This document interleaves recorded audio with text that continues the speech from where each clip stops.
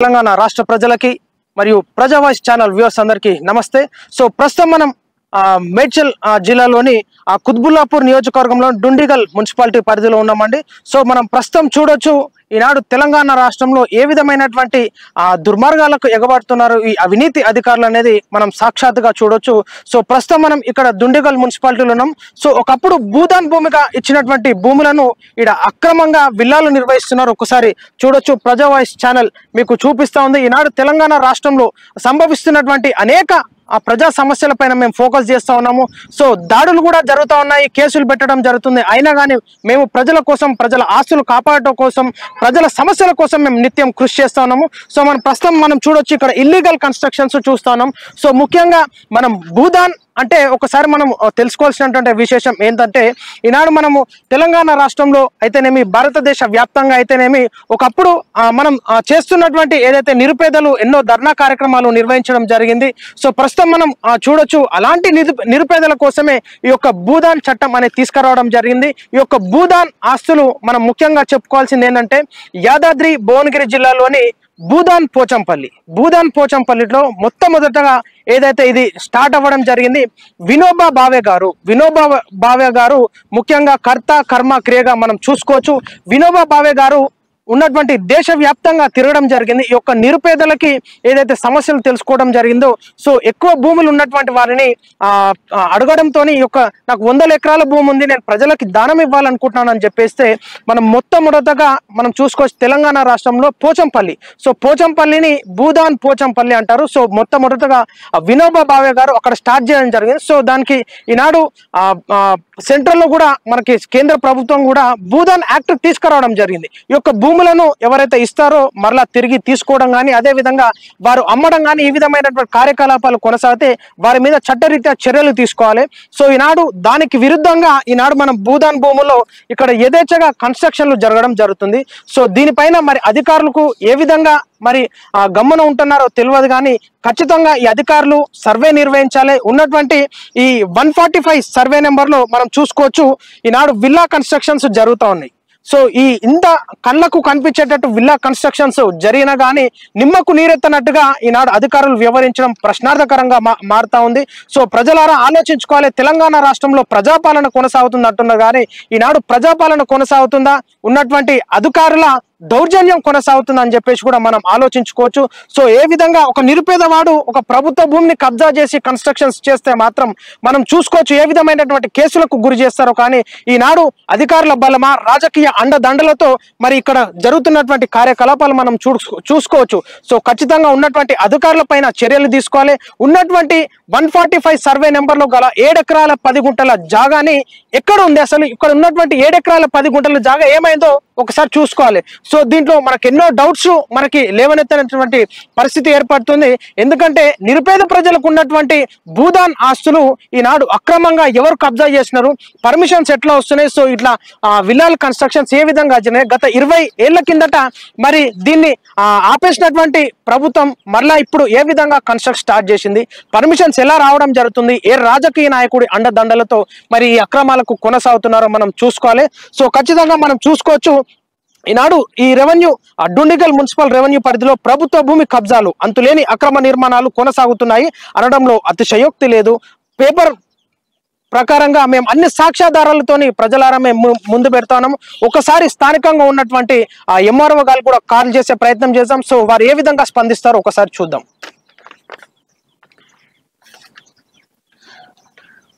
తెలంగాణ రాష్ట్రంలో ఈ విధమైనటువంటి అక్రమాలు కొనసాగుతున్నాయి. ప్రజలారా ఖచ్చితంగా మనము ప్రశ్నించాలి. ఎందుకంటే ఈనాడు ప్రజలకు అవసరం వచ్చేటటువంటి భూములు అయితేనేమి ఈనాడు మనం చూసుకోవచ్చు ఈ అక్రమార్కుల చేతుల్లో బందీగా మారిపోతున్నాయి. సో ఉన్నటువంటి తెలంగాణ రాష్ట్రంలో అధికారుల పైన ఖచ్చితంగా చర్యలు తీసుకోవాలి. మేము ఒకసారి అధికారితో మాట్లాడేటటువంటి ప్రయత్నం చేస్తాం.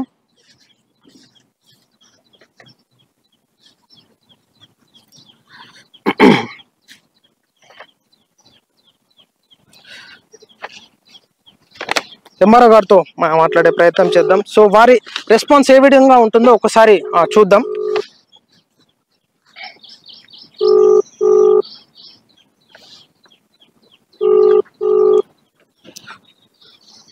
హలో, నమస్కారం అండి. నమస్కారం సార్. సార్ మేము Praja voice Medchal district in-charge sir మాట్లాడుతున్నాను. సో కొంచెం మీరు ఫోన్ ఇన్లో ఉన్నారు సార్, కొంచెం మాకు క్లారిటీ ఇవ్వగలరా ఎంఆర్ఓ గారు? చెప్పండి సార్, ఇక్కడ మనకి 145 సర్వే నెంబర్లో ఇక్కడ 7 ఎకరాల 10 గుంటల జాగాలో ఉన్నటువంటి ఇక్కడ నిర్మాణ కార్యక్రమాలు జరుగుతున్నాయి. సో దీని మీద మీరు క్లారిటీ ఏమి ఇవ్వాలనుకుంటున్నారు సార్? వాట్ రిక్వైర్మెంట్ ఏమది మరి 145 మనకు కొంచెం రిప్రజెంటేషన్ ఇచ్చారా సార్? సార్ చెప్పండి. నాకు రిఫరెన్స్ అయితే అయిందా?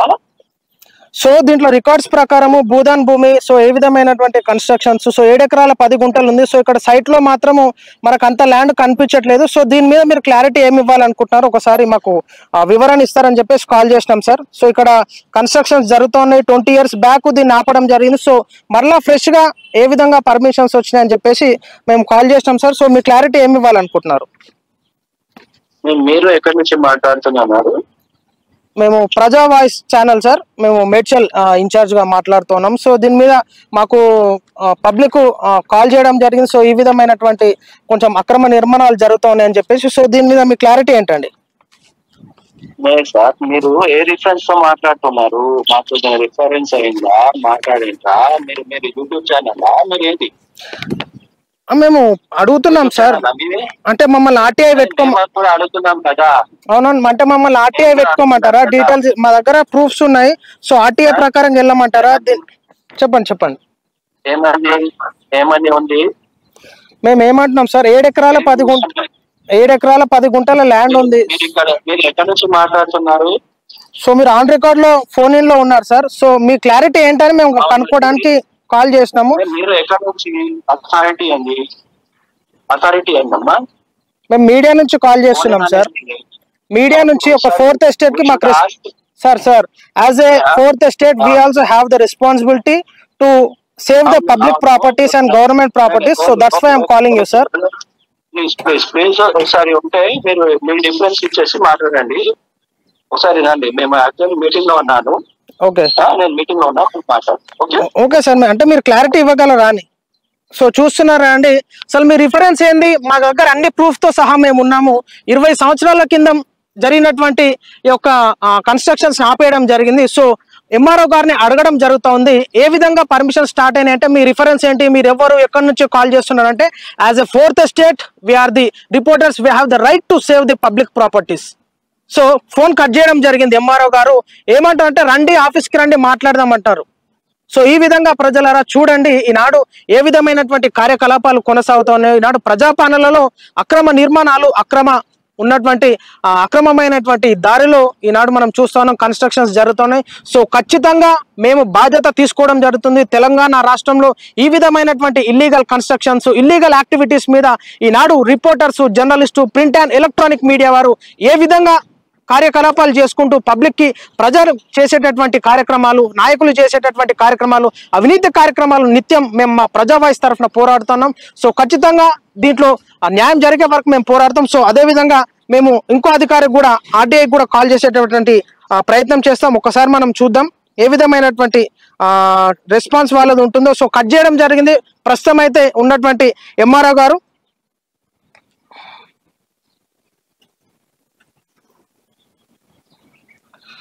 సో ఇప్పుడు నెక్స్ట్ మనం కాల్ తీసుకుందాం. ఇక్కడ ఉన్నటువంటి అధికారులు ఏ విధమైనటువంటి రెస్పాన్స్ ఇస్తారో మనం చూసుకుందాం.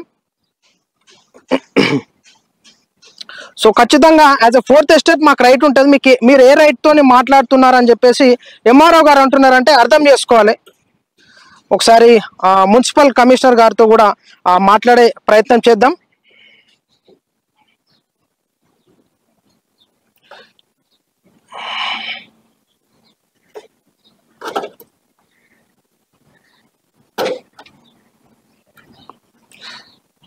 సో ఇక్కడ మన మున్సిపల్ కమిషనర్ గారు వెంకటేశ్వర్ నాయక్ గారు ఉన్నారు. సో వెంకటేశ్వర్ నాయక్ గారితో మాట్లాడే ప్రయత్నం చేద్దాం.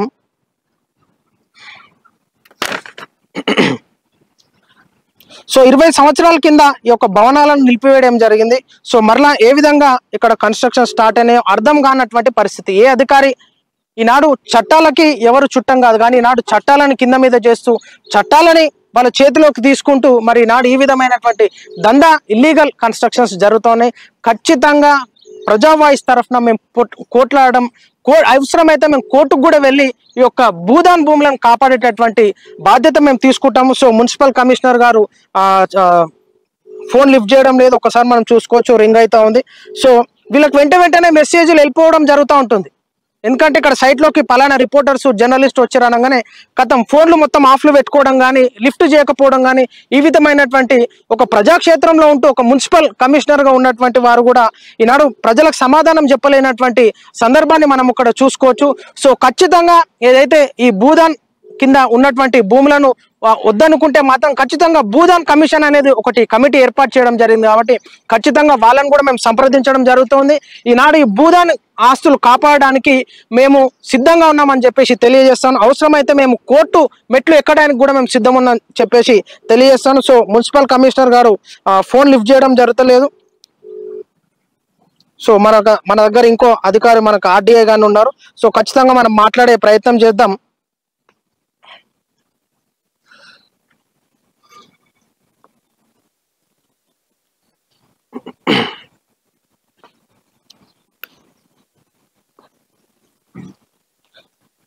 సో మున్సిపల్ కమిషనర్ గారు అయితే ఫోన్ లిఫ్ట్ చేస్తలేరు.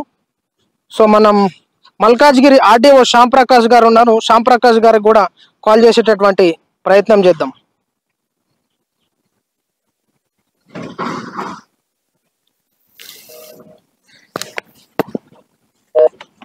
చూడండి, ఒక్కసారి ఈ విధంగా బిజీ కాల్ వస్తుందంటే వెంటనే టోటల్ ఇన్ఫర్మేషన్ పోతూనే ఉంటది అనమాట. చూడండి, బిజీ వస్తుంది. సో మనం ఆర్డీఓ గారికి కాల్ చేసేటటువంటి ప్రయత్నం చేసినాం. ఎంఆర్ఓ గారు మాత్రం మీకేం బాధ్యత ఉంది మాట్లాడడానికి అంటున్నారు. మున్సిపల్ కమిషనర్ గారు మాత్రం ఫోన్ లిఫ్ట్ చేయడం లేదు. సో ఆర్డీఓ గారు మాత్రం కాల్ బిజీ వస్తుంది. సో ప్రస్తుతం మనం చూసుకోవాలి, ఈ విధమైనటువంటి చర్యలు పాల్పడేటటువంటి వాళ్ళపైన ఖచ్చితంగా యాక్షన్ తీసుకోవాలి. దీన్ని కాపాడాల్సినటువంటి బాధ్యత ఎంతైనా ఉంది. సో భూదాన్ యాక్ట్ చట్టాలు 1965ని అనుసరిస్తే ఏ విధమైనటువంటి కన్స్ట్రక్షన్స్ చేపట్టొద్దు. సో దాని మీద ఖచ్చితంగా మేము పోరాటానికి సిద్ధంగా ఉన్నాం. సో దీని మీద మరి వివరణ తీసుకొని, క్లారిటీ తీసుకొని, అధికారులు ఏ విధంగా దీనికి పర్మిషన్ ఇచ్చారో కూడా ప్రజలారా మేము మీ ముందు పెట్టే ప్రయత్నం చేస్తాం. కెమెరామ్యాన్ ప్రకాష్తో కృష్ణ.